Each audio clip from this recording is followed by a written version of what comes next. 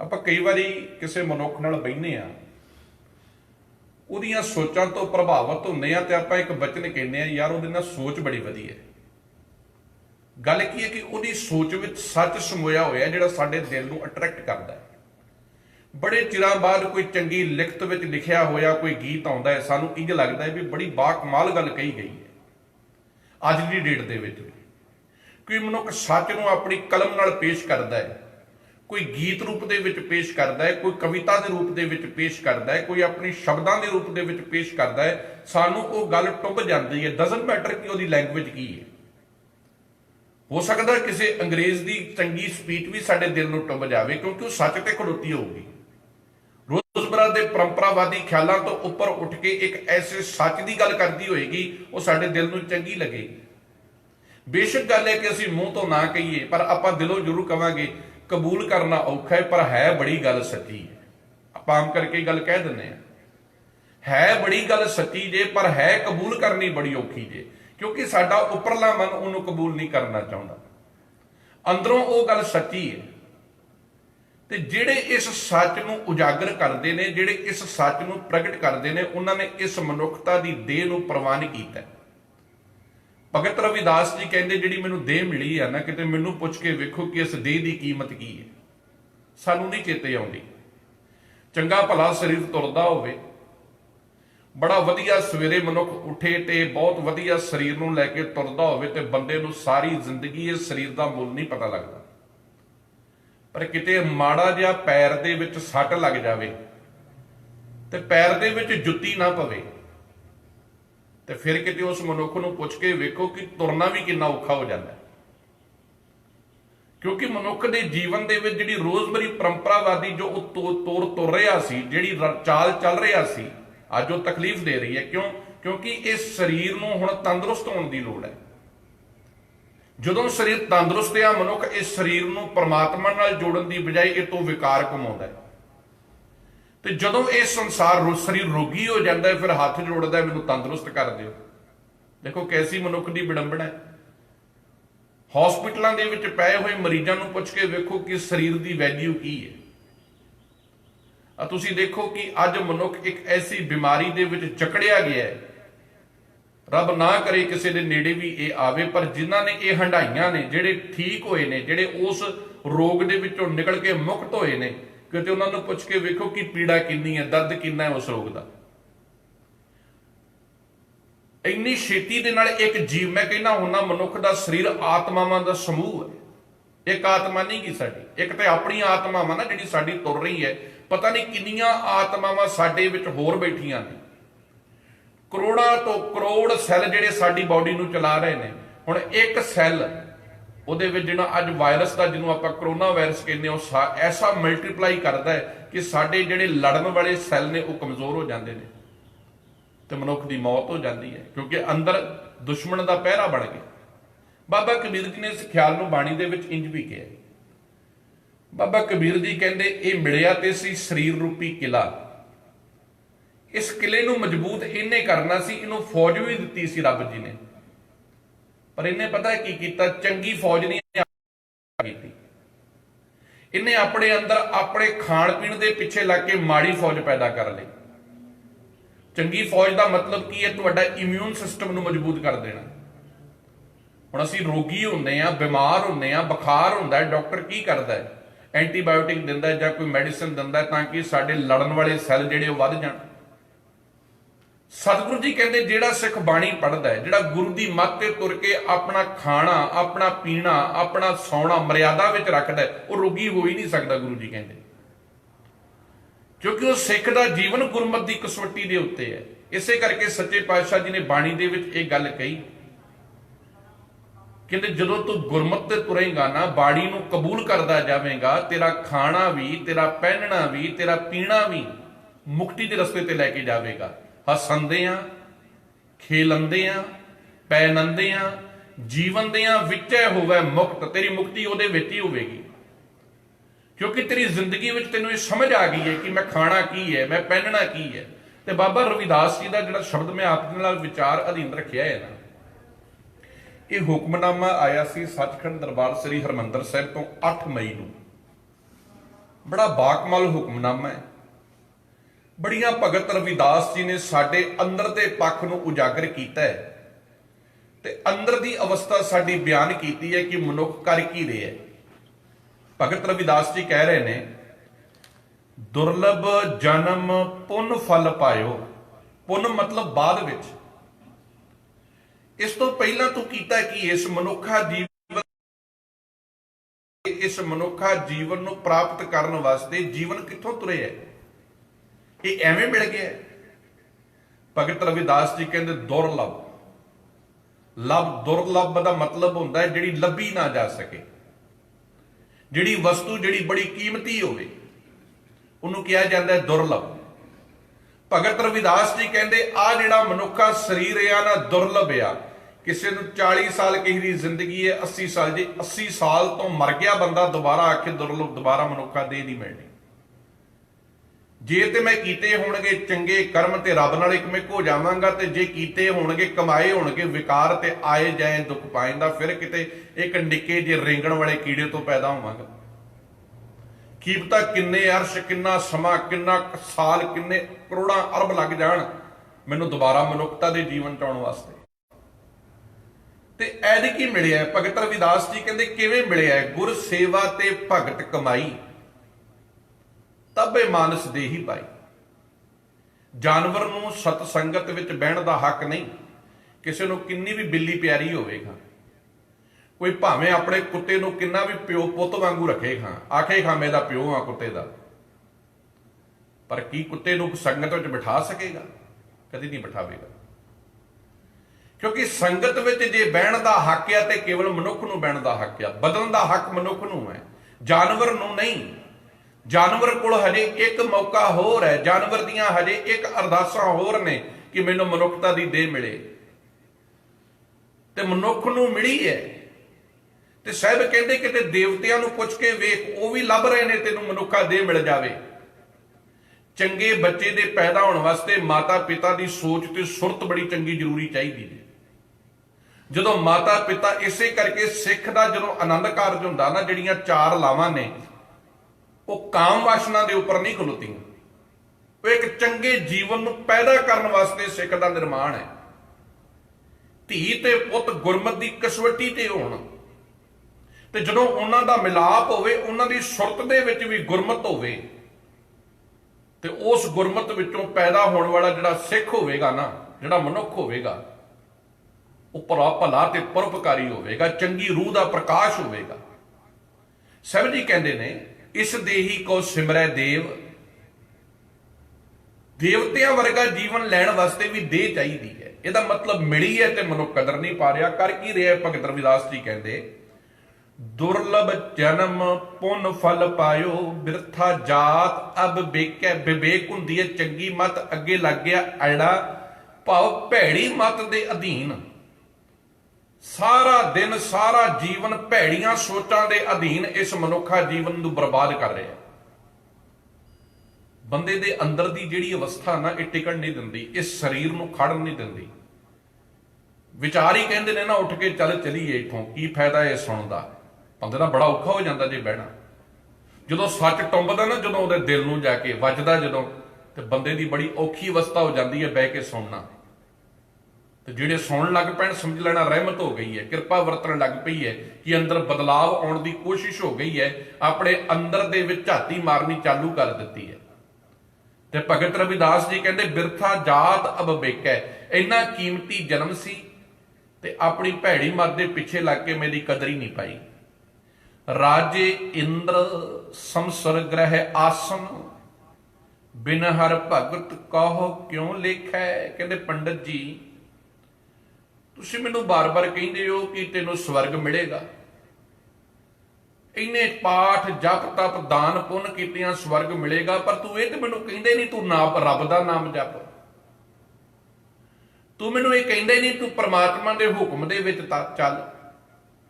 तू मैनूं टोटके ते दसदा है, तू मैनूं ये ते दसदा है कि फलाने पाप दा जिहड़ा आ जग कीतियां ये पाप धुप सकदा है। ਤੂੰ ਮੈਨੂੰ ਕਹਿੰਦਾ ਸਵਰਗਾਂ ਦੇ ਲਾਲਸੇ ਦਿੰਦਾ, ਪਰ ਮੈਨੂੰ ਦੱਸ ਕਿ ਪ੍ਰਮਾਤਮਾ ਦਾ ਜੇ ਮੈਂ ਨਾਮ ਹੀ ਨਹੀਂ ਜਪਿਆ, ਜੇ ਮੈਂ ਉਹਦੇ ਹੁਕਮ ਦੇ ਵਿੱਚ ਹੀ ਨਹੀਂ ਤੁਰਿਆ, ਉਹਦੇ ਵਰਗਾ ਜੀਵਨ ਹੀ ਨਹੀਂ ਕਮਾਇਆ, ਰਾਜੇ ਇੰਦਰ ਦੇ ਆਸਣ ਉੱਤੇ ਮੈਨੂੰ ਕੌਣ ਬਿਠਾਏਗਾ? ਜੇ ਮੈਂ ਪ੍ਰਮਾਤਮਾ ਨੂੰ ਨਹੀਂ ਆਰਾਧਿਆ, ਪ੍ਰਮਾਤਮਾ ਦੇ ਅਧੀਨ ਹੀ ਰਾਜਾ ਇੰਦਰ ਆ ਨਾ, ਮਨੁੱਖ ਨੂੰ ਕੀ ਦਿੱਤਾ ਗਿਆ? ਜੀ ਮੈਂ ਤੁਹਾਨੂੰ ਇੱਕ ਗੱਲ ਦੱਸਾਂ, ਜਿੰਨੇ ਬਿਜ਼ਨਸ ਆ ਨਾ ਲਾਲਚ ਤੇ ਖਲੋਤੇ ਨੇ, ਇੱਕ ਪੈਂਡਾ ਹੈ ਹਾਰਡ ਵਰਕਰ ਦਾ, ਇੱਕ ਪੈਂਡਾ ਹੈ ਸ਼ਾਰਟਕਟ ਦਾ। ਤੁਸੀਂ ਸਵੇਰੇ ਉੱਠਦੇ ਹੋ 8 ਘੰਟੇ 9 ਘੰਟੇ ਆਪਣੇ ਕੰਮ ਤੇ ਜਾਂਦੇ ਹੋ, ਇਮਾਨਦਾਰੀ ਨਾਲ ਆਪਣੀ ਕਿਰਤ ਕਰਦੇ ਹੋ, ਤੁਸੀਂ ਆਪਣੇ ਮਨ ਨੂੰ ਇਹ ਬਣਾਇਆ ਕਿ ਅੱਜ ਇੰਨੇ ਕੁ ਬਣ ਮੇਰਾ ਲੋੜ ਅਨੁਸਾਰ ਗੁਜ਼ਾਰਨ ਚੱਲੀ ਜਾਵੇ। ਮੈਂ ਦਾਅਵੇ ਨਾਲ ਕਹਿੰਦਾ ਤੁਹਾਡੀ ਜ਼ਿੰਦਗੀ ਬੜੀ ਸੁਖੀ, ਬੜੀ ਸੁਖ ਭਰਪੂਰ, ਬੜੀ ਆਨੰਦਿਤ ਹੋਏਗੀ, ਕਿਉਂਕਿ ਤੁਹਾਡੇ ਜ਼ਿਹਨ ਦੇ ਵਿੱਚ ਹੋਰ ਕੋਈ ਖਿਆਲ ਹੋਣਗੇ ਹੀ ਨਹੀਂ, ਤੁਹਾਡੇ ਜ਼ਿਹਨ ਦੇ ਵਿੱਚ ਹੋਰ ਕੋਈ ਬਾਤ ਹੋਵੇਗੀ ਨਹੀਂ। ਪਰ ਜਦੋਂ ਤੁਸੀਂ ਸ਼ਾਰਟਕਟ ਬਣਾਓ, ਅੱਜ ਦੇਖੋ ਬੜੇ ਵੱਡੇ ਵੱਡੇ ਬਿਜ਼ਨਸ ਸੈਮੀਨਾਰ ਨੇ, ਕੱਲ ਪਰਸੋਂ ਦੀ ਗੱਲ ਹੈ, ਮੈਨੂੰ ਇੱਕ ਮਨੁੱਖ ਕਹਿੰਦਾ ਤੁਹਾਨੂੰ ਮੈਂ ਇਹੋ ਜਿਹਾ ਬਿਜ਼ਨਸ ਦੱਸਦਾ, ਤੁਸੀਂ ਬੈਠੇ ਬੈਠੇ ਹੀ ਅਮੀਰ ਹੋ ਜਾਓਗੇ।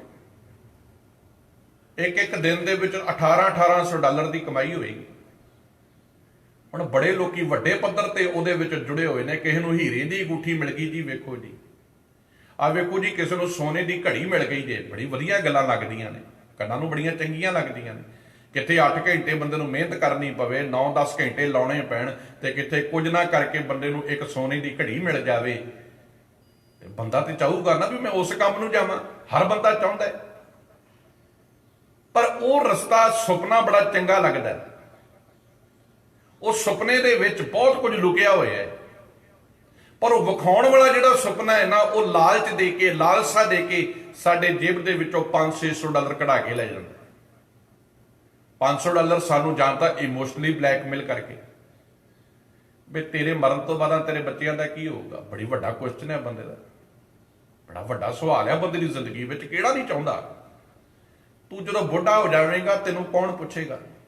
ਬੜਾ ਦੂਸਰਾ ਵੀ ਬੜਾ ਅਹਿਮ ਸਵਾਲ ਹੈ, ਬੜਾ ਦਿਲ ਨੂੰ ਲੱਗਦਾ ਹੈ। ਜੇ ਤੂੰ ਮਰ ਗਿਆ, ਤੇਰੇ ਘਰ ਦੀ ਜਿਹੜੀ ਹੈ ਇਹ ਪੇ ਆਫ ਕੌਣ ਕਰੇਗਾ ਤੇਰੇ ਘਰ ਨੂੰ? ਇਹ ਵੀ ਬੜਾ ਮਹਿੰਗਾ ਸਵਾਲ ਹੈ ਵੀ ਬੰਦੇ ਦੀ ਜ਼ਿੰਦਗੀ ਇੱਥੇ ਹੈ ਵੀ ਮੈਂ ਘਰ ਖਰੀਦਿਆ ਵਾ, ਕੱਲ ਨੂੰ ਮੈਂ ਮਰ ਗਿਆ, ਮੇਰਾ ਪਰਿਵਾਰ ਕੌਣ ਚਲਾਏਗਾ? ਚੌਥਾ ਸਵਾਲ ਹੈ ਕਿ ਭਾਈ ਤੇਰੇ ਬੱਚੇ ਜਿਹੜੇ ਬਹਿੰਦੇ ਰੋਟੀ ਖਾਂਦੇ ਰਹਿਣ।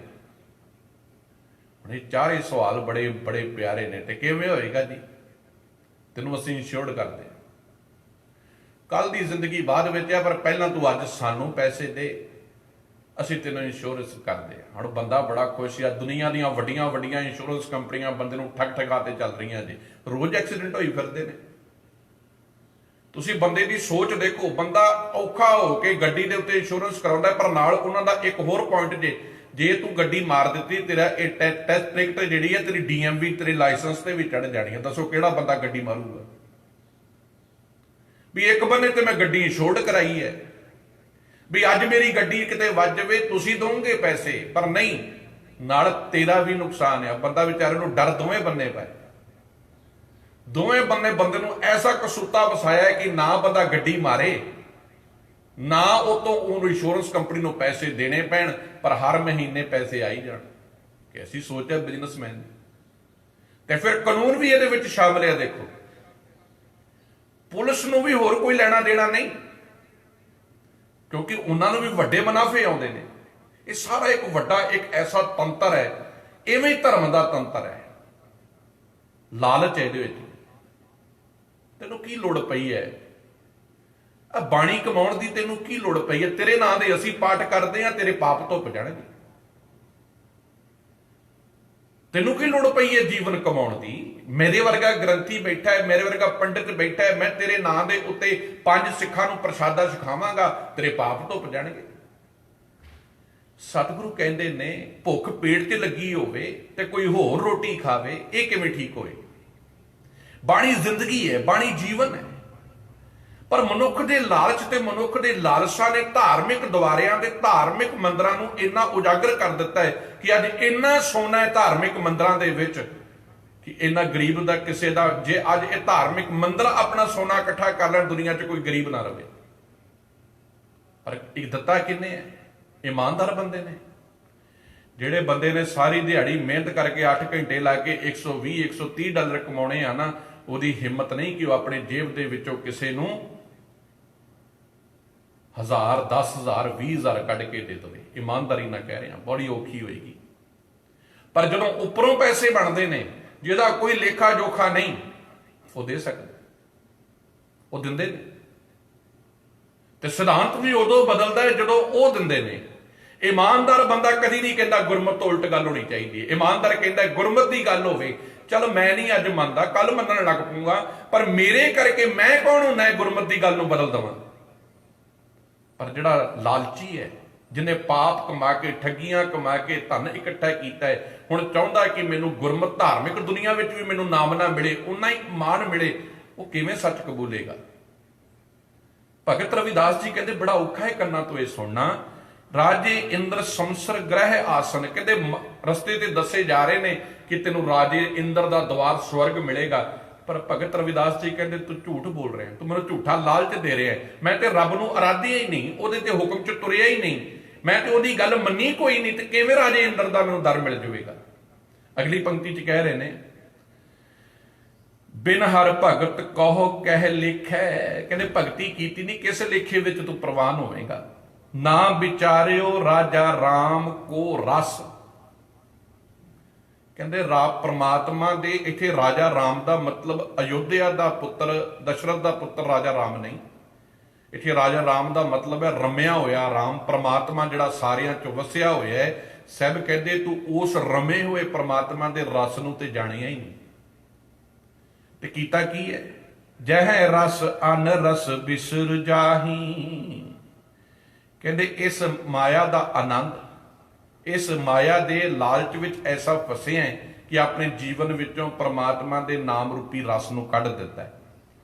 ਤੇ ਸੱਚੇ ਪਾਤਸ਼ਾਹ ਜੀ ਅਗਲੀਆਂ ਪੰਕਤੀਆਂ 'ਚ ਭਗਤ ਰਵਿਦਾਸ ਜੀ ਕਹਿੰਦੇ ਕਿ ਮਨੁੱਖ ਨੂੰ ਪਤਾ ਨਹੀਂ। ਬੜਾ ਪਿਆਰਾ ਬਚਨ ਕਹਿ ਰਹੇ ਨੇ, ਕਹਿੰਦੇ ਸਭ ਪਤਾ ਇਹਨੂੰ, ਬੜਾ ਸਿਆਣਾ ਹੈ।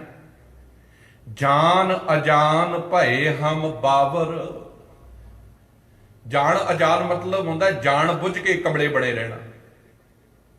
ਉਹ ਕਹਿੰਦੇ ਨੇ ਕਿਸੇ ਮਨੁੱਖ ਨੂੰ ਕਿਸੇ ਨੇ ਆਖਿਆ ਵੀ ਆ ਤੇਰੇ ਲਾਗੇ ਇੰਨੇ ਗੁਨਾਹ ਹੁੰਦੇ ਆ, ਆਵਾਜ਼ ਚੁੱਕਾਂ, ਕਹਿੰਦਾ ਮੇਰੇ ਨਾਲ ਥੋੜੀ ਹੋ ਰਹੇ ਨੇ, ਮੈਨੂੰ ਕੀ ਲੋੜ ਪਈ ਹੈ, ਇਹ ਮੈਨੂੰ ਦਿਸ ਰਿਹਾ ਮਾੜਾ ਹੋ ਰਿਹਾ, ਪਰ ਮੈਂ ਬੋਲਣਾ ਨਹੀਂ, ਜਾਣ ਬੁੱਝ ਕੇ ਕਮਲੇ ਹੋਏ ਰਹਿਣਾ।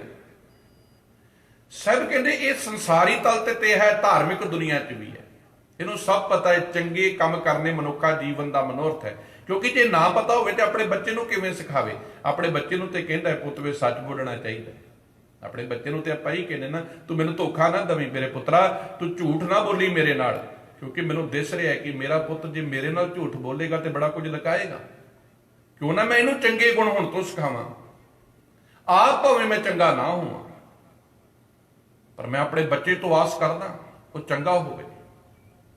ਮੈਂ ਸਾਰੀ ਜ਼ਿੰਦਗੀ ਫੇਲ ਹੋ ਗਿਆ ਆਪਣੇ ਕਰਮਾਂ ਦੇ ਵਿੱਚ, ਪਰ ਮੈਂ ਆਪਣੇ ਪੁੱਤ ਤੋਂ ਆਸ ਕਰਦਾ ਉਹ ਮੇਰੇ ਤੋਂ 10 ਗੁਣਾ ਅੱਗੇ ਹੋ ਕੇ ਵਿਖਾਵੇ।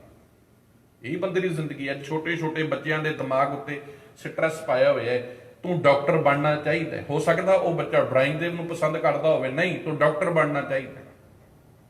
ਅੱਧੇ ਬੱਚੇ ਤੇ ਕਮਲੇ ਮਾਪਿਆਂ ਨੇ ਕਰ ਦਿੱਤੇ ਨੇ, ਮੈਂ ਡਾਕਟਰ ਨਹੀਂ ਬਣ ਸਕਿਆ ਪਰ ਤੈਨੂੰ ਬਣਾਉਣਾ ਹੈ।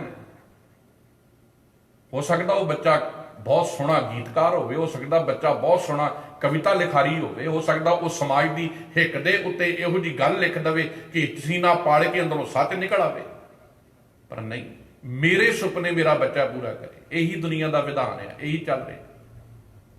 ਤੇ ਜੇ ਬੱਚਾ ਉਹ ਸੁਪਨੇ ਪੂਰੇ ਨਾ ਕਰ ਸਕੇ ਤੇ ਮੇਰਾ ਪੁੱਤ ਨਲਾਇਕ, ਮੇਰਾ ਪੁੱਤ ਮੇਰੇ ਕਹਿਣੇ 'ਚ ਨਹੀਂ। ਮਨੁੱਖ ਦੇ ਸੁਭਾਅ ਹੀ ਇਹਦੇ ਉੱਪਰ ਹੈ। ਤੇ ਸਾਹਿਬ ਕਹਿੰਦੇ ਜੇ ਤੂੰ ਆਪਣੇ ਪੁੱਤ ਤੋਂ ਇਹ ਆਸ ਕਰਦਾ ਹੈ ਤੇਰਾ ਪੁੱਤ ਇਹ ਸੁਪਨੇ ਪੂਰੇ ਕਰੇ, ਤੇ ਮੇਰਾ ਵੀ ਤੇ ਤੂੰ ਪੋਤੇ ਆ ਨਾ, ਤੂੰ ਮੇਰੇ ਸੁਪਨੇ ਕਿਉਂ ਨਹੀਂ ਪੂਰੇ ਕਰਦਾ? ਮੈਂ ਚਾਹੁੰਦਾ ਤੂੰ ਰੱਬ ਦੇ ਹੁਕਮ ਵਿੱਚ ਤੁਰੇ। ਤੇ ਸਾਹਿਬ ਕਹਿੰਦੇ ਜਾਨ ਅਜਾਨ ਭਏ ਹਮ ਬਾਵਰ, ਜਾਣ ਬੁੱਝ ਕੇ ਕਮਲੇ ਹੋਏ ਰਹਿਣਾ, ਸਦਾਈ ਹੋਏ ਰਹਿਣਾ। ਤੇ ਕਹਿੰਦੇ ਸੋਚ ਅਸੋਚ ਦਿਵਸ ਜਾਹੀ, ਜਿੰਨਾ ਬੰਦਾ ਚੰਗਾ ਕੰਮ ਕਰਨ ਵਾਸਤੇ ਸੋਚਦਾ ਨਾ, ਇਹਨਾਂ ਮਾੜਾ ਕੰਮ ਕਰਨ ਵਾਸਤੇ ਨਹੀਂ ਜੇ ਸੋਚਦਾ। ਸੋਚ ਅਸੋਚ ਸਾਰੀ ਜ਼ਿੰਦਗੀ ਇਹੀ ਸੋਚਾਂ ਤੇ ਲਾ ਦਿੱਤੀ ਹੈ, ਮੈਂ ਬਦਲ ਜਾਵਾਂ। ਕਿਵੇਂ ਬਦਲ ਜਾਵਾਂ ਮੈਂ? ਜੇ ਬਦਲ ਗਿਆ ਤੇ ਮੇਰੇ ਨਾਲ ਦੇ ਕੀ ਕਹਿਣਗੇ ਤੇ ਸਾਧ ਬਣ ਗਏ। ਇਹੀ ਗੱਲ ਨਹੀਂ ਮੈਨੂੰ ਚੰਗੀ ਲੱਗਦੀ। फिर आप पता की कहने, किसी को आखो भाई ਸਾਹਿਬ जी तुसी ਅੰਮ੍ਰਿਤ ਛਕ ਲਓ, बड़ा समा लगा लिया जे हुण आओ आप गुरु वाले बणीए, गुरमत नाल जुड़ीए, गुरबाणी पढ़ीए, क्योंकि साडी एक फितरत है, साडे खास करके इंडियन मैंटेलिटी जिहड़ी है ना पकड़ ते खलोती है। मैं सवेरे भी बेनती कर रहा सी, सच्चे पातशाह ते कहंदे बुढ़ेपा आउंदा जा रहा ना, जीवन वध रहा, पकड़ छड़ दे। पर असीं सब कहंदे इन्हें फड़ के रखे ने पुत, पुत्रां नूं फड़ के बैठा है, मेरे पुत मेरे पुत, ते सब कहंदे दसो कां सूर दी जोन विच नहीं पएगा ते होर कित्थे जाऊगा। अंतकाल जो पुत्र सिमरै, ऐसी चिंता में जो मरै, सूकर जोन बल बल उतरै। सतगुरु कहंदे मैं ते सोचिया कि बुढ़ेपे दे विच इहदे जीवन विच पवित्रता होवेगी, हुण माया दा साथ छुट गया होवेगा, पर कहंदे माया फड़ के रखी है, मैं नहीं देनी किसे नूं, मैं किसे नूं लागे नहीं लगन देना। ते सब कहंदे दसो सप दी जोन च नहीं पएगा ते होर कित्थे जाऊगा। मैं सोचिया हुण इन्हें घर छड़ता होवेगा, बुढ़ा हो गया हुण ये छड़ता होएगी पकड़, कहंदे नहीं हजे भी फड़ के बैठा है मिट्टी दे मकबरियां नूं। ते कहंदे दसो खां प्रेत दी जोन विच नहीं पएगा ते कित्थे जाऊगा। ते कहंदे जे फड़ लवे नाम नूं, फड़ लवे परमात्मा दे चरनां नूं, फिर की मिलेगा। अंतकाल जो नारायण सिमरै, ऐसी चिंता में जो मरै, बद तरोचन ते नर मुक्ता पितंबर वांकै हृदय बसै। ते भगत रविदास जी कहते ने, सोच असोच दिवस जाही, चंगियां मंदियां सोचां दे विच ही सारा दिन लगा दिता है। इंद्री सबल निबल विवेक बुद्ध, बड़ा प्यारा बचन है भगत रविदास जी का। कहते सारा दिन अपनियां इंद्रियां जिहड़ियां ने ना, हे परमात्मा जी अरदास कर रहे हैं भगत जी, कहते मेरा सारा जीवन ना इस विकारां काम वासना इन्नी बलवान है कि इन्हां दे अगे मेरी सोच मेरी समझ हार जाती है। ये क्रोध ये काम वासनावां मेरे उत्ते इन्नियां प्रभावित हो जांदियां ने कि मेरी सोच नूं खत्म कर दिंदियां ने। इंद्री सबल निबल विवेक बुद्ध, परमार्थ प्रवेश नहीं, ते मैनूं परमार्थ परमात्मा दे घर विच मैं किवें पहुंचांगा, मैं ते सोचां अपणियां विकारां विच जूना। कहीयत आन अचरियत अन कछ समझ ना परे अपर माया। कहते मैं कहना कुछ हाँ, बड़ा प्यारा बचन जे। गुरबाणी वो अटल सच्चाई है जो साडे अंदरों खोजदी है। सब ये अवस्था साडी मेरी भी विच ही है कि मूँह तो असी कहने कुछ हाँ है कुछ हाँ। जो मैं तुहाडे सामने कहना है ना, वो मैं अंदरों नहीं गा कहना, मूँह तो होर कुछ आ, अंदरों कुछ हो रहा मैं। ते जो मैं अंदरों आना, जो मेरे अंदर हर वक्त विचारा पैदा हो रही उही मैं आ। बाहरों भावें मैं कितना संत बन के विखावां, कितना साध, कितना ग्रंथी, कितना गुरमुख बन के विखावां, पर जिहड़ियां अंदर मेरियां विचारा पैदा हो रही 24 घंटे मैं उही हाँ। हुण ओह की आ मैं, मैनूं पता है, तुसीं की है तुहानूं पता है, बस उन्हों ही बदलना है, उन्हों ही सीधे राह ते लैके आउणा है। ते सब कहंदे कईयत आन, कहंदा कुछ आ, अचरियत अन कछ, ते करदा कुछ आ, समझ ना परे अपर माया। कहते समझ ही नहीं इहदे पैंदी ते माया दी बोली बोलदा। मैं एक बेनती करा, कथा करना एक प्रक्रिया है, जरूरी नहीं कि कथा जीवन बदल दे। कथावाचक मेरा भी जीवन नहीं बदलता। कथा करना एक कलाकारी है, कलाकारी बड़ी खूबसूरत हो सकती है। कीर्तन करना एक कलाकारी है, बड़ा खूबसूरत हो सकता है। पर कीर्तन जिदन नाम बन जाता है, जे कीर्तन जीवन बन जाता है, कथा जीवन बन जाती है, उदों जीवन बदलता है। तो जो जीवन बदलता है ना, वो अनुभव ज्ञान है, वो अंदरों प्रगटिया होया ज्ञान, ऐसा ज्ञान जो तुहाडी सोच विचार मंडल चों निकले, जो तुहानूं टुंबदा है, बदल जा बदल जा, तो बदल जा, तो निरंकार वेख रहे। बस उही जीवन की एक ऐसी अवस्था है जिहड़ी तुहानूं बदलदी है। सतगुरु गुरुदेव जी ने कहना पिया, कहते गल्लां बहुत सोहणियां करदा है, सब कहंदे कड़छियां फिरन सवाओ ना जानन सुंझियां। हुण कड़छियां दाल दे भांडे विच रहिंदियां ने, ते कहंदे कड़छी नूं पुछो भी दाल दा स्वाद की है, कड़छी किवें दसेगी, पर घुमदी है उहदे। कहते इवें ही मुख तो गल्लां धर्म दियां कर लैणियां, पर अंदर धर्म होवे कोई ना, कहते बस इवें ही है। गल्लां मूँह तो करनियां बड़ियां चंगियां ने, हर बंदे नूं चंगियां लगदियां ने, पर जीवन विच उन्हां चीज़ां नूं कमा लेना। मैं सारी जिंदगी कवां ना भी मैं माया छड़ दित्ती है, मैं कदी भी नहीं जे छड्डी ते ना छड्डी जा सकदी है।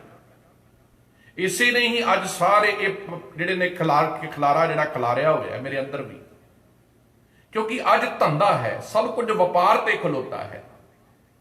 इसे करके अंदरों बंदे दे अंदर शांति नहीं है, बचन विच शांति नहीं है, बचन विच पवित्रता नहीं है।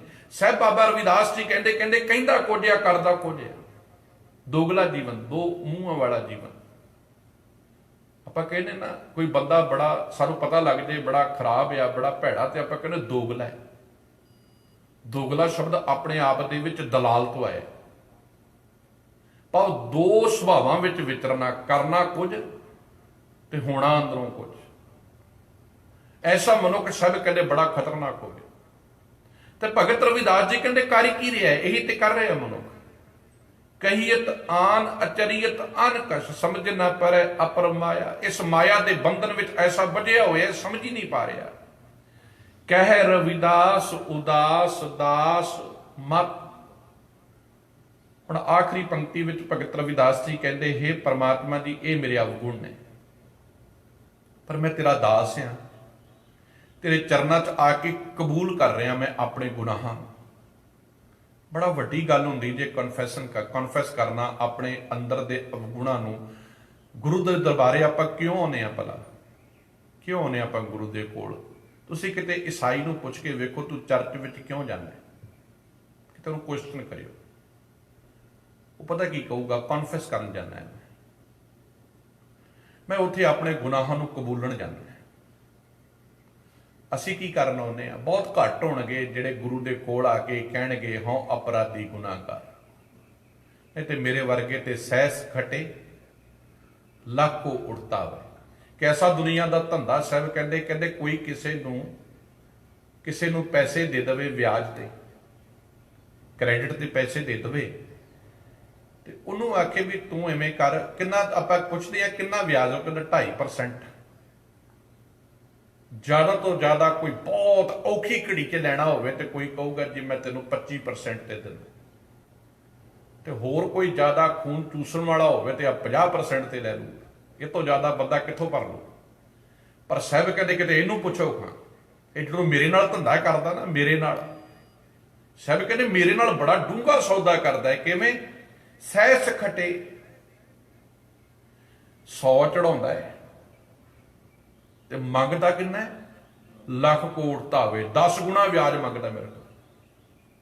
जे मेरे वास्ते कोई एक काम चंगा करदा है ते कहंदा लख गुणा मैनूं उहदे उपर मिलना चाहिदा है। ते कमाल दी गल है, तू दुनियावी वर्गा धंधे जोगा ते मेरे नाल रख साहब। सब कहंदे पर मैं तां भी कहना कोई गल नहीं, ते कहंदे फिर ये मुकर जांदा है ਜਦੋਂ मैं इनू सब कुछ दे देना ना, चंगे घर च भी रहिंदा है, सोहणियां गड्डियां भी माणदा है, सोहणे बच्चियां च भी रहिंदा है, कारोबार विच भी रहिंदा है, नचदा भी आ, भंगड़े भी पाउंदा है। मैं फिर इनू कहना भी आ हुण चलीए आपां, भी तू हुण गुरमत वाला भी कोई जीवन कर ला, नहीं तुसीं मैनूं दित्ता की जे? ते सब कहंदे मैनूं बड़ी हैरानी आउंदी है भी मुकर गया एडी छेती। सहस खटे लाको उड़तावे, तृप्त ना आवे, माया पाछे पावे, मैनू ही छड़ दिता है। तो मैं कई बार कहना होना, मैं बड़िया 1995-96 तक का जो तुम सिख इतिहास पढ़ो ना, पुरातन तो आप बहुत पढ़े है, जे पढ़े तो मुबारक है। अब तुम 1995 तक के इतिहासां नूं किते समझो, जो एक लहर उठी जिहदे विच नौजवान 17 साल 15 साल तो लैके 25-30 साल तक के नौजवान गर्क कर दिते गए। पर तुसीं किते उन्हां नौजवानों का जिहड़ा जदों उन्हां दे तस्तक होए ना, जदों उन्हां दे उत्ते अत्याचार होए ते हैरान होंगे, किसी दीयां अखां कढ़ दित्तियां, किसी दे शरीर दे विच अनेकां तरह के होर साधन अपनाए गए। मैं कल परसों एक लिखत पढ़ रहा सी, 17 साल का नौजवान गभरू घरों चक लिया सुमेध सैनी ने, ते वो नौजवान की करदा हुंदा सी, सिर्फ प्रशादे छकाउंदा सी किसी लोड़वंद नूं। भाई तारू सिंह की गल तो आप उदों की करते ना, अज की सिखां की गल कौन करूगा? तो मैं इस पोस्ट नूं फेसबुक किसी बंदे ने एक कमेंट लागे नीचे किया, ਕੋਈ ਡਰ ਬੜਾ ਹੈ ਵੀ ਕਿਤੇ ਸੈਂਟਰ ਸਰਕਾਰਾਂ ਕਿਤੇ ਜੇ ਅਸੀਂ ਤੇ ਕਰ ਦਿੱਤਾ ਕਿਤੇ ਸਾਨੂੰ ਹੀ ਨਾ ਕਿਤੇ ਕਹਿਣ ਕੁਝ, ਅੱਜ ਵੀ ਇੰਨਾ ਡਰ ਜੇ। ਤੇ ਮੈਂ ਉਸ ਪੋਸਟ ਨੂੰ ਪੜ੍ਹ ਕੇ ਹੈਰਾਨ ਹੋ ਗਿਆ, ਉਸ ਨੌਜਵਾਨ ਗੱਭਰੂ ਦੀ ਗੱਲ ਸੁਣ ਕੇ। ਸੁਮੇਧ ਸੈਣੀ ਨੇ ਉਹਦੇ ਨਾਲ ਇੰਨਾ ਬੁਰਾ ਵਿਵਹਾਰ ਕੀਤਾ, ਉਹਦੇ ਨਾਲ ਉਹਦੇ ਮਾਸ ਨੂੰ ਨਿਚੋੜਿਆ ਗਿਆ, ਉਹਦੀਆਂ ਅੱਖਾਂ ਕੱਢੀਆਂ ਗਈਆਂ। ਫਿਰ ਜਦੋਂ ਤੱਕ ਉਹ ਨੌਜਵਾਨ ਕੁਝ ਨਾ ਬੋਲਿਆ ਤਾਂ ਵੀ ਚੁੱਪ ਰਿਹਾ, ਉਹਨੇ ਕੁਝ ਨਾ ਦੱਸਿਆ ਤੇ ਸਾਇਨਾਈਡ ਦਾ ਕੈਪਸੂਲ ਉਹਦੇ ਮੂੰਹ 'ਚ ਧੱਕ ਦਿੱਤਾ ਤੇ ਮੌਤ ਇੰਨੀ ਤਾਕਤਵਰ, ਜੀਵਨ ਇੰਨਾ ਤਾਕਤਵਰ ਰਿਹਾ, ਸਾਇਨਾਈਡ ਦਾ ਕੈਪਸੂਲ ਗਿੱਲਾ ਹੋਣ ਕਰਕੇ ਉੱਤੇ ਅਸਰ ਨਾ ਕਰ ਸਕਿਆ, ਉਹ ਫਿਰ ਬਚ ਗਿਆ। ਇੰਨੇ ਨੂੰ ਫਿਰ ਸੁਮੇਧ ਸੈਣੀ ਨੂੰ ਗੁੱਸਾ ਚੜਿਆ, ਉਹਨੇ ਆ ਜਿਹੜੀ ਆਪਾਂ ਦਵਾਈ ਪਾਉਨੇ ਆ ਕਣਕਾਂ ਦੇ ਵਿੱਚ ਜਾਂ ਕੋਈ ਇਹ ਦਵਾਈ ਮੰਗਾਈ ਤੇ ਅੱਧਾ ਡੱਬਾ ਉਹਦੇ ਮੂੰਹ ਦੇ ਵਿੱਚ ਟੁੰਨ ਦਿੱਤਾ। ਤਾਂ ਦੇਖੋ ਜ਼ਿੰਦਗੀ ਫਿਰ ਇੰਨੀ ਬਲਵਾਨ ਰਹੀ, ਜ਼ਿੰਦਗੀ ਫਿਰ ਬਚ ਗਈ। ਤੇ ਅਖੀਰ ਦੇ ਵਿੱਚ ਉਹਨੇ ਆਪਣੀ ਸਰਵਿਸ ਰਿਵਾਲਵਰ ਨਾਲ ਉਹਦੀ ਕਨਪਟੀ ਦੇ ਉੱਤੇ ਰੱਖ ਕੇ ਉਹਦੇ ਨਾਲ ਹੀ ਖੋਪਰ ਉਡਾ ਦਿੱਤਾ। ਕੱਲ ਦੀ ਗੱਲ ਹੈ, ਜੋ ਕੱਲ ਦਿਨ ਲੰਘਿਆ ਉਸ ਦਿਨ ਦੀ ਘਟਨਾ ਹੈ 1995 ਦੀ। ਤੇ ਮੈਂ ਕਹਿੰਦਾ ਕਿੰਨੇ ਤਾਰੂ ਸਿੰਘ ਅਸੀਂ ਪੈਦਾ ਕੀਤੇ ਨੇ, ਕੌਣ ਉਹਨਾਂ ਤਾਰੂ ਸਿੰਘਾਂ ਦੀ ਗੱਲ ਕਰੂਗਾ? ਕੌਣ ਉਹਨਾਂ ਤਾਰੂ ਸਿੰਘਾਂ ਨੂੰ ਨਿਆਂ ਦਿਵਾਵੇਗਾ? ਕੌਣ ਉਹਨਾਂ ਤਾਰੂ ਸਿੰਘਾਂ ਦੀ ਗੱਲ ਸਮਝਾਵੇਗਾ ਕਿ ਉਹ ਤਾਰੂ ਸਿੰਘਾਂ ਤੂੰ ਤੇ ਉਸ ਸਮੇਂ ਦੇ ਜਰਨੈਲਾਂ ਦੇ ਸਾਹਮਣੇ ਉਹਨਾਂ ਨੂੰ ਵੀ ਪ੍ਰਸ਼ਾਦੇ ਛਕਾਉਂਦੇ ਆ, ਤੇਰਾ ਖੋਪੜ ਲਾ ਦਿੱਤਾ ਸੀ, ਆ ਤੇਰੇ ਇੱਕ ਤਾਰੂ ਸਿੰਘ ਦਾ ਇੱਕ ਹੋਰ ਖੋਪੜ ਲਾ। ਕਿੰਨੇ ਤਾਰੂ ਸਿੰਘਾਂ ਦੇ ਖੋਪੜ ਲਾਏ ਨੇ, ਪਰ ਉਹਨਾਂ ਨੇ ਸਿੱਖੀ ਨਹੀਂ ਸੀ ਛੱਡੀ। ਉਹਨਾਂ ਨੇ ਇਹ ਨਹੀਂ ਸੀ ਕਦੀ ਆਖਿਆ ਸੱਚੇ ਪਾਤਸ਼ਾਹ ਤੇਰੇ ਸਿੱਖ ਬਣ ਕੇ ਬੜੇ ਅਸੀਂ ਕਸ਼ਟ ਸਹਿ ਨੇ ਨਾ। ਪਰ 1995 ਤੋਂ ਬਾਅਦ ਦੇ ਦੌਰ ਵਿੱਚ ਜਿੰਨੀ ਸਿੱਖੀ ਛੱਡੀ ਗਈ ਹੈ ਨਾ, ਅੱਜ ਅਸੀਂ ਕਹਿੰਦੇ ਹਾਂ ਕਿਸ ਨੂੰ ਅੰਮ੍ਰਿਤ ਛਕ ਲਓ ਤੇ ਇੰਨੇ ਸਵਾਲ ਨੇ ਨਾ, ਇੰਨੀਆਂ ਢੁੱਚਰਬਾਜ਼ੀਆਂ ਨੇ, ਇੰਨੇ ਕਿੰਤੂ ਪ੍ਰੰਤੂ ਨੇ ਕਿ ਬੰਦਾ ਗੁਰੂ ਸਿੱਖ ਬਣਨ ਨੂੰ ਹੀ ਤਿਆਰ ਨਹੀਂ ਹੈ। ਮੈਂ ਇਹ ਬੇਨਤੀ ਕਰ ਰਿਹਾ ਆਖਰੀਆਂ ਪੰਕਤੀਆਂ 'ਚ, ਬਾਕੀ ਰਵਿਦਾਸ ਜੀ ਕਹਿੰਦੇ ਤਰਸ ਖਾ ਲਓ ਸਾਡੇ ਤੇ, ਕਹਿ ਰਵਿਦਾਸ ਉਦਾਸ ਮਤ ਪਰ ਹਰ ਕੋਪ, ਤੁਸੀਂ ਸਾਡੇ ਤੇ ਕ੍ਰੋਧ ਨਾ ਕਰੋ। ਪਰ ਹਰ ਕੋਪ ਮਤਲਬ ਕ੍ਰੋਧ ਛੱਡ ਦਿਓ ਸਾਡੇ ਤੇ, ਕਰੋ ਜੀ ਦਇਆ, ਸਾਡੇ ਤੇ ਦਇਆ ਕਰੋ, ਸਾਨੂੰ ਆਪਣੇ ਚਰਨਾਂ ਨਾਲ ਜੋੜ ਲਓ, ਸਾਨੂੰ ਆਪਣੇ ਚਰਨਾਂ ਦਾ ਪਿਆਰ ਬਖਸ਼ ਦਿਓ। ਤੇ ਮੈਂ ਬੇਨਤੀ ਇਹੀ ਕਰੂੰਗਾ ਕਿ ਕੋਸ਼ਿਸ਼ ਕਰੀਏ ਆਪਣੇ ਜੀਵਨ ਨੂੰ ਬਦਲਣ ਦੀ। ਦੇਖੋ ਮਰਨਾ ਤੇ ਇੱਕ ਦਿਨ ਹੈ। ਮੈਂ ਕਈ ਵਾਰੀ ਵੇਖਣਾ ਆ ਜਿਹੜੀ ਕਰੋਨਾ ਵਾਇਰਸ ਨਾਲ ਨਾ ਬਸ ਇੱਕ ਹੀ ਚੀਜ਼ ਸਵੇਰ ਤੋਂ ਲੈ ਕੇ ਸ਼ਾਮ ਤੱਕ ਅਖਬਾਰਾਂ ਦੇ ਵਿੱਚ, ਰੇਡੀਓ ਦੇ ਉੱਤੇ ਇੰਨੇ ਮਰ ਗਏ, ਇੰਨੇ ਮਰ ਗਏ, ਇੰਨੇ ਬਿਮਾਰ, ਇੰਨੇ ਮਰ ਗਏ, ਇਹੀ ਚੀਜ਼ ਸੁਣਾਈ ਜਾ ਰਹੀ ਹੈ। ਬਸ ਇਹੀ ਚੀਜ਼ ਸੁਣ ਰਹੇ ਆ ਨਾ, ਹਰ ਬੰਦੇ ਦਾ ਜ਼ਿੰਦਗੀ ਸਹਿਮੀ ਪਈ ਹੈ। ਪਰ ਸੱਚੇ ਪਾਤਸ਼ਾਹ ਦੇ ਕੀ ਕਹਿੰਦੇ ਨੇ, ਇਹ ਮੌਤ ਤੋਂ ਉੱਪਰ ਵੀ ਕੁਝ ਉੱਠ। ਮੌਤ ਤੋਂ ਉੱਪਰ ਕੀ ਹੈ? ਬਾਣੀ। ਇਹ ਸੱਚੇ ਪਾਤਸ਼ਾਹ ਕਹਿੰਦੇ ਮੌਤ ਦਾ ਰੋਜ਼ ਦਾ ਭੈ। ਜੇ ਇੰਨੀ ਗੱਲ ਸਮਝਦੀ ਹੈ ਕਿ ਮਰਦੇ ਪਹਿਲਾਂ ਨਹੀਂ ਸੀ ਲੋਕੀ, ਕਿੰਨੇ ਐਕਸੀਡੈਂਟ ਨਾਲ ਮਰਦੇ ਸਨ, ਕਿੰਨੇ ਜਹਾਜ਼ ਬਲਾਸਟ ਹੋ ਜਾਂਦੇ ਸਨ, ਕਿੰਨੇ ਬੰਬ ਬਲਾਸਟ ਹੁੰਦੇ ਸਨ, ਕਿੰਨੇ ਲੋਕੀ ਮਰਦੇ ਸਨ, ਮਰਦੇ ਤੇ ਪਹਿਲਾਂ ਵੀ ਸਨ। ਇਹ ਤੋਂ ਜ਼ਿਆਦੀਆਂ ਮੌਤਾਂ ਹੁੰਦੀਆਂ ਹੋਣਗੀਆਂ। ਕਿ ਲੋਕਾਂ ਦਾ ਮਰਨਾ ਬੰਦ ਹੋ ਜਾਵੇਗਾ ਜੇ ਕਰੋਨਾ ਵਾਇਰਸ ਬੰਦ ਹੋ ਜਾਏਗਾ? ਕੀ ਇਹ ਗੱਲ ਪੱਕੀ ਹੈ ਕਿ ਕਰੋਨਾ ਵਾਇਰਸ ਖਤਮ ਹੋਣ ਦੇ ਨਾਲ ਬੰਦੇ ਦੀ ਮੌਤ ਹੋਣੀ ਬੰਦ ਹੋ ਜਾਵੇਗੀ?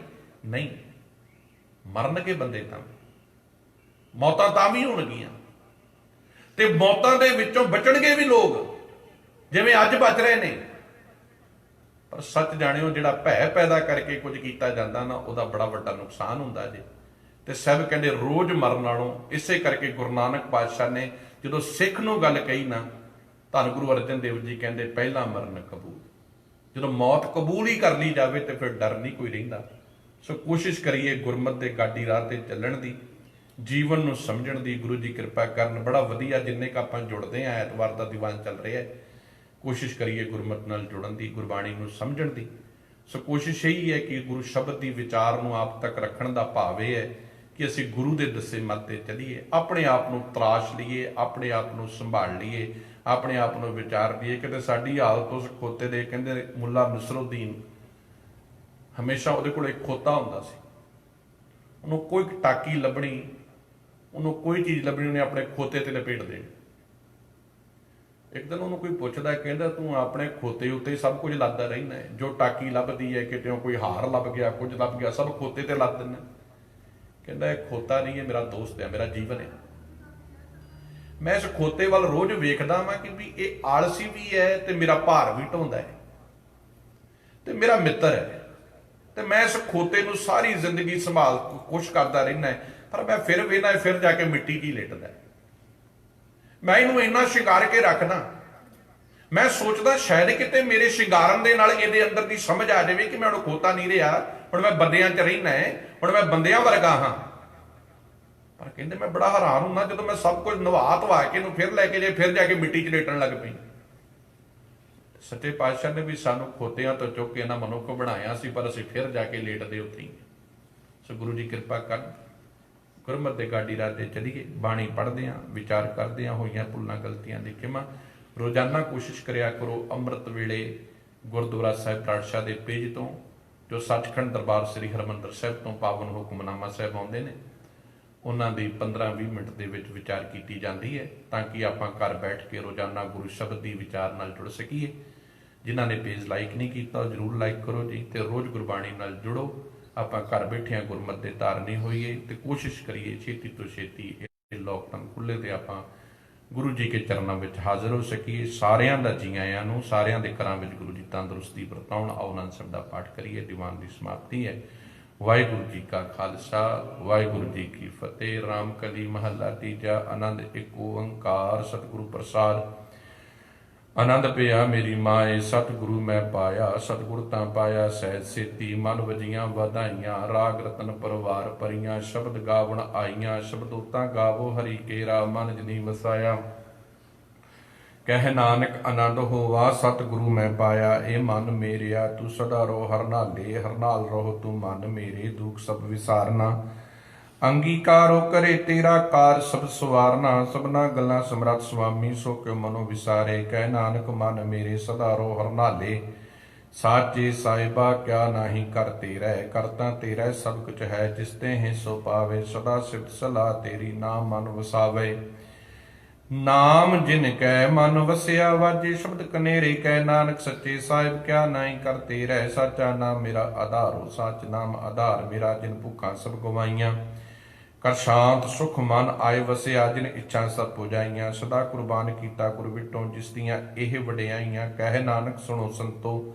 ਸ਼ਬਦ ਧਰੋ ਪਿਆਰੋ, ਸਾਚਾ ਨਾਮ ਮੇਰਾ ਆਧਾਰੋ। ਵਾਜੇ ਪੰਜ ਸ਼ਬਦ ਤਿਤ ਕਰ ਸੁਭਾਗੈ, ਕਰ ਸੁਭਾਗੈ ਸ਼ਬਦ ਵਾਜੇ। ਕਲਾ ਜਿਤ ਕਰ ਧਾਰਿਆ, ਪੰਜ ਦੂਤ ਤੁਧ ਵਸ ਕੀਤੇ। ਕਾਲ ਕੰਟਕ ਮਾਰਿਆ, ਤੁਰ ਕਰਮ ਪਾਇਆ। ਤੁਧ ਜਿਨ ਕੋ ਸੇ ਨਾਮ ਹਰ ਕੇ ਲਾਗੇ, ਕਹਿ ਨਾਨਕ ਤੈ ਸੁਖ ਹੋਵਾ। ਤਿਤ ਕਰ ਅਨਹਦ ਵਾਜੇ, ਆਨੰਦ ਸੁਣੋ ਵਡ ਭਾਗੀ ਹੋ। ਸਗਲ ਮਨੋਰਥ ਪੂਰੇ, ਪਾਰ ਬ੍ਰਹਮ ਪ੍ਰਪਾਇਆ। ਉਤਰੇ ਸਗਲ ਵਿਸੂਰੇ, ਦੁਖ ਰੋਗ ਸੰਤਾਪ ਉਤਰੇ। ਸੁਣੀ ਸੱਚੀ ਬਾਣੀ, ਸੰਤ ਸਾਜਨ ਭੈ ਸਰਸੇ। ਪੂਰੇ ਗੁਰ ਤੇ ਜਾਣੀ, ਸੁਣਤੇ ਪੁਨੀਤ ਕਹਿਤੇ। ਪਵਿੱਤ ਸਤਿਗੁਰਿਆ ਭਰਪੂਰੇ, ਬਿਨਵੰਤ ਨਾਨਕ ਗੁਰ ਚਰਨ ਲਾਗੇ। ਵਾਜੇ ਅਨਹਦ ਤੂਰੇ। ਵਾਹਿਗੁਰੂ ਜੀ ਕਾ ਖਾਲਸਾ, ਵਾਹਿਗੁਰੂ ਜੀ ਕੀ ਫਤਿਹ। ਅਰਦਾਸ ਜੀਓ ਪਿੰਡ ਸਭ,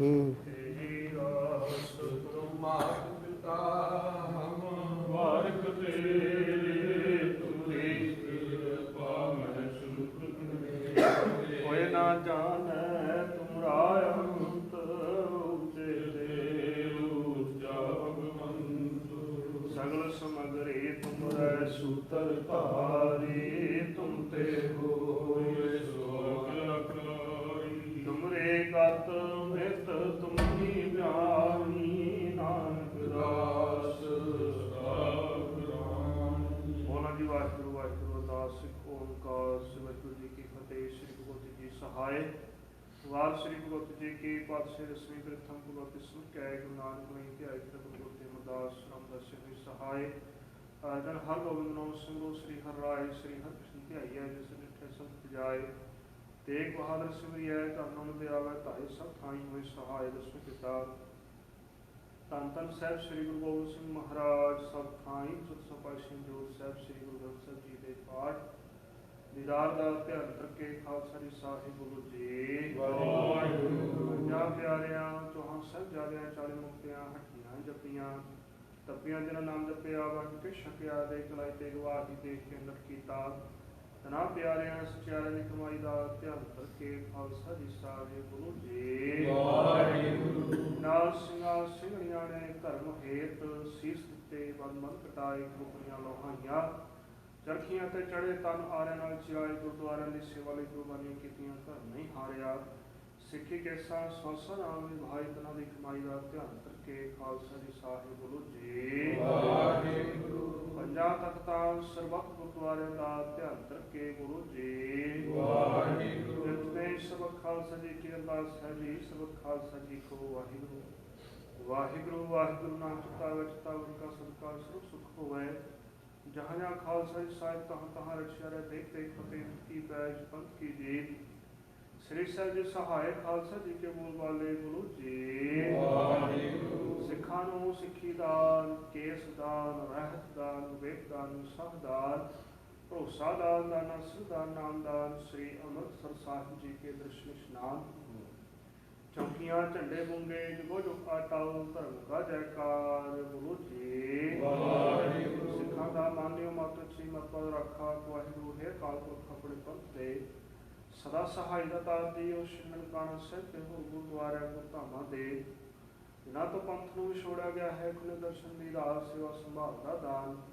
ਖਾਲਸਾ ਜੀ ਨੂੰ ਬਖਸ਼ੋ ਹੈ ਮਾਣਿਆਂ ਦੇ ਮਾਨ, ਨਿਤਾਣਿਆਂ ਦੇ ਤਾਰ, ਰੋਟੀਆਂ ਦੀ ਓਟ।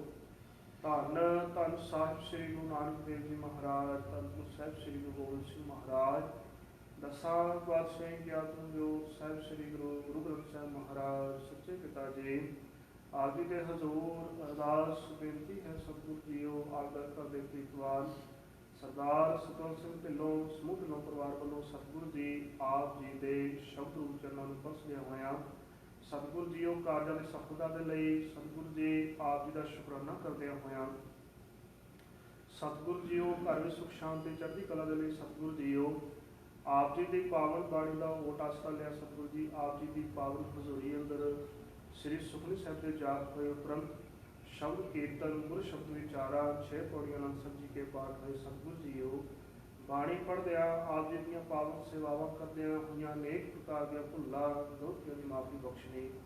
ਅਗਾਹਾਂ ਤੋਂ ਆਪ ਜੀ ਨੇ ਸੁਖ ਸਪਸ਼ਟ ਬਾਣੀ ਪੜ੍ਹਨ ਦਾ ਬਲ ਉਦਮ ਬਖਸ਼ਿਸ਼ ਕਰਨਾ। ਸਤਿਗੁਰੂ ਜੀਓ ਸੇਵਕ ਪਰਿਵਾਰ ਵੱਲੋਂ ਅੱਜ ਦੇ ਸਮੁੱਚੇ ਦੀਵਾਨਾਂ ਦੀਆਂ ਸੇਵਾਵਾਂ ਪ੍ਰਾਪਤ ਕੀਤੀਆਂ ਗਈਆਂ, ਲੰਗਰਾਂ ਦੀਆਂ ਸੇਵਾਵਾਂ ਪ੍ਰਾਪਤ ਕੀਤੀਆਂ। ਸਤਿਗੁਰੂ ਜੀਓ ਸੇਵਕ ਪਰਿਵਾਰ ਦੀਆਂ ਸੋਚੀਆਂ ਭੇਟਾਵਾਂ ਸੇਵਾਵਾਂ ਆਪਣੇ ਦਰ 'ਤੇ ਪ੍ਰਵਾਨ ਕਰਨੀਆਂ। ਦਰੋਂ ਘਰੋਂ ਨਾਮ ਦੀ ਦਾਤ, ਸਿੱਖੀ ਸਦਕ, ਭਰੋਸਾ ਬਖਸ਼ਿਸ਼ ਕਰਨਾ। ਸਤਿਗੁਰੂ ਜੀਓ ਮਨ ਦੀਆਂ ਸ਼ੁਭ ਮਨੋਭਾਵਨਾਵਾਂ ਗੁਰਮਤਿ ਅਨੁਸਾਰ ਪੂਰਨ ਕਰਨੀਆਂ।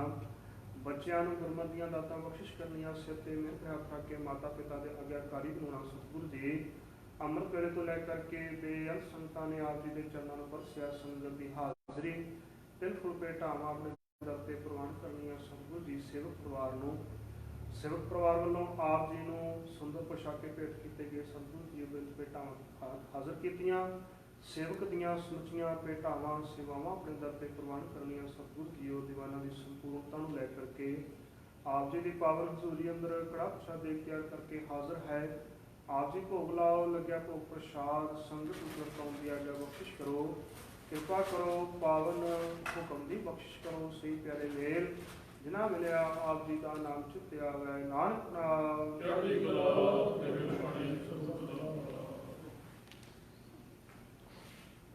ਵਾਹਿਗੁਰੂ ਜੀ ਕਾ ਖਾਲਸਾ ਵਾਹਿਗੁਰੂ ਜੀ ਕੀ ਫਤਿਹ। ਦੁਹਰਾ ਆਗਿਆ ਭਈ ਅਕਾਲ ਕੇ ਲਾਇਓ ਪੰਥ ਸਭ ਸਿੱਖਨ ਕੋ ਹੁਕਮ ਹੈ। ਗੁਰੂ ਮਾਨਿਓ ਗ੍ਰੰਥ ਗੁਰੂ ਗ੍ਰੰਥ ਜੀ ਮਾਨਿਓ ਪ੍ਰਗਟ ਗੁਰਾਗੀ ਦੇ ਲੋਕਾਂ ਕੋ ਮਿਲ ਬੋਝ ਹੈ।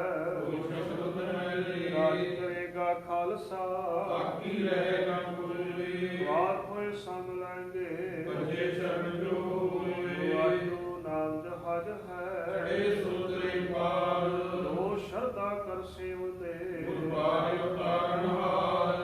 ਦਾ ਜਾਂਕੈ ਹੱਥ ਮੈਂ ਕਲਗੀ ਸੋ ਹੈ ਸੀਸ ਸੋ ਹਮਰੀ ਰਖਿਆ ਕਰੇ ਗੁਰੂ ਕਲਗੀ ਧਰ ਜਗਦੀਸ਼। ਸੋ ਹਮਰੀ ਰਖਿਆ ਕਰੇ ਗੁਰੂ ਕਲਗੀ ਧਰ ਜਗਦੀਸ਼।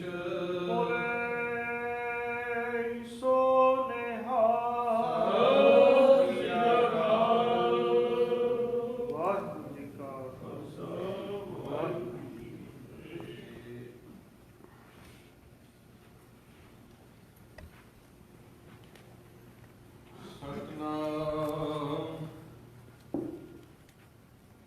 ਸ੍ਰੀ ਵਾਹਿਗੁਰੂ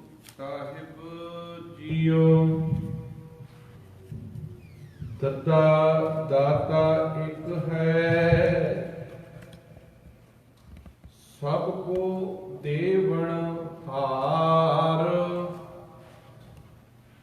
ਦੇਂਦੈ ਟੋਟ ਨ ਆਵਈ, ਅਗਨਤ ਭਰੇ ਭੰਡਾਰ। ਸੰਚ ਹਰ ਧਨ, ਪੂਜ ਸਤ ਗੁਰ, ਛੋੜ ਸਗਲ ਵਿਕਾਰ। ਜਿਨ ਤੂੰ ਸਾਜ ਸਵਾਰਿਆ, ਸਿਮਰ ਹੋਏ ਉਧਾਰ। ਸਤਨਾਮ